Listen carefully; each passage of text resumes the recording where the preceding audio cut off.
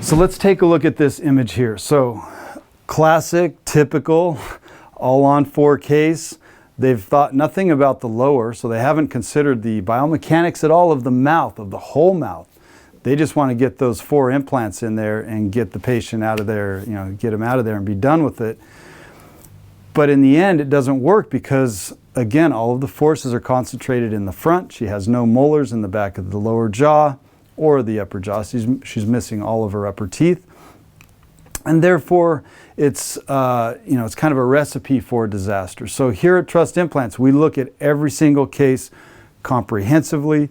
We determine ideal implant placement, and we do it according to a plan that we have in place for the patient.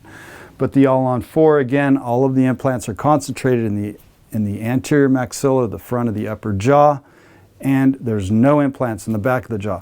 And this patient has pretty decent bone in the back of the upper jaw where the sinus is. I did restore this case, so we did do a sinus graft, build that bone back up, and added more implants so that that load can be on those implants.